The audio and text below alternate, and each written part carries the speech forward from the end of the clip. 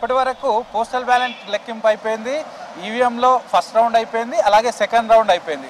First postal ballots విషయానికి వస్తే మొత్తం కాంగ్రెస్కు 47 రాగా బీఆర్ఎస్కి 43 వచ్చాయి, బీజేపీకి 11 వచ్చాయి.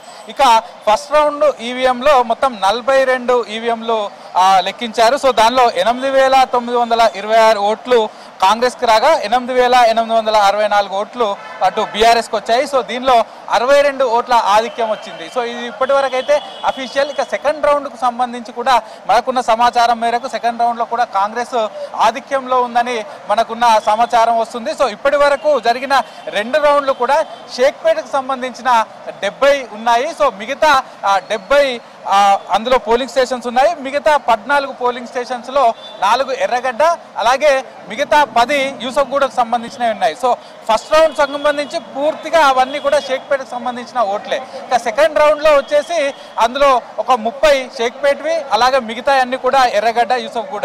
సో ఇప్పటి వరకు మొత్తం 40 ఇప్పటి వరకు 84 పోలింగ్ స్టేషన్ల రిజల్ట్ వచ్చాయి. అంటే 2 రౌండ్స్ రిజల్ట్స్ వచ్చాయి. సో దానిలో మాత్రం కాంగ్రెస్ ఆధిక్యత ఉన్నట్లుంటుంది. సో మనం మొదటగా చూసుకున్నట్లయితే షేక్పేట్లో ఇటు అదొక పెక్యులర్ డివిజన్ చెప్పుకోవచ్చు. ఎందుకంటే దానిలో మైనారిటీ ఓట్స్ ఉంటాయి, అలాగే కొంతమంది కాలనీల ఓట్లు ఉంటారు. సో ఓయూ కాలనీ లాంటి కొంతమంది మిడిల్ క్లాస్ పీపుల్ ఉంటారు, కొన్ని బస్తీలు ఉన్నాయి, మైనారిటీ ఓట్లు ఉన్నాయి, బీసీ ఓట్లు ఉన్నాయి. సో ఇట్లా డిఫరెంట్గా ఉన్నటువంటి డివిజన్లో ఇప్పటి వరకు అయితే కాంగ్రెస్ ఆధిక్యంలో ఉంది. ఇక నెక్స్ట్ ప్రస్తుతం ఇప్పుడు రాబోయేది వచ్చేసి థర్డ్ రౌండ్లో కౌంటింగ్ అయితే రహమత్ నగర్, అలాగే రహమత్ నగర్లో కొన్ని పోలింగ్ స్టేషన్లు, వెంగళరావు నగర్లోని కొన్ని పోలింగ్ స్టేషన్ల కౌంటింగ్ అయితే ఇప్పుడు థర్డ్ రౌండ్ కంటిన్యూ అవుతుంది. సో రహమత్ నగర్లో ఎక్కువ ఓట్లు పోలయ్యాయి. సో దీంట్లో ఆల్మోస్ట్ 40,000 ఓట్లు పోలయ్యాయి. సో ఇక్కడ ఎవరు ఏ పార్టీకి ఓట్లు వేశారనేది ఇంపార్టెంట్ ఉంటుంది. ఎందుకంటే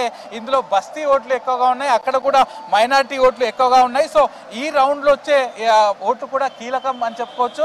ఇప్పటి వరకు కాంగ్రెస్ ఆధిక్యంలో ఉన్న, అంటే 2 రౌండ్లో కలిసి కాంగ్రెస్ ఆధిక్యంగా ఉన్నా కూడా భారీగా లేదు. సో అది ఆల్మోస్ట్ ఒక 150 ఓట్స్ వరకు ఆధిక్యంలో ఉంది, కాబట్టి భారీగా లేదు. సో ఇప్పుడు థర్డ్ రౌండ్ అనేది ఎలా ఉంటుంది అనేది చూడాలి. సో రహమత్ నగర్, వెంగళరావు నగర్ అనే డివిజన్లు కూడా చాలా కీలకం. సో ముఖ్యంగా మొదటి నుంచి కాంగ్రెస్ పార్టీ కూడా రహమత్ నగర్లో ఉన్న అక్కడికి సంబంధించిన ఓట్లపైన ఎక్కువగా దృష్టి పెట్టింది. సో మనం అక్కడి నుంచి వచ్చిన ఎగ్జిట్ పోల్స్ కూడా చూసాం. రహమత్ నగర్ డివిజన్లో ఆల్మోస్ట్ అందరూ ఇచ్చినటువంటి ఎగ్జిట్ పోల్స్ కాంగ్రెస్కి అయితే ఆధిక్యం ఇచ్చారు. సో మిగతా బోరబండ కానీ షేక్పేట్ లాంటివి బీఆర్ఎస్కు లీడ్ ఉంటుందని వాళ్ళు చెప్పిన రహమత్ నగర్ డివిజన్లో పడ్డ ఓట్లు మాత్రం పక్కాగా కాంగ్రెస్కు ఆధిక్యంలో ఉన్నాయని చెప్పాయి.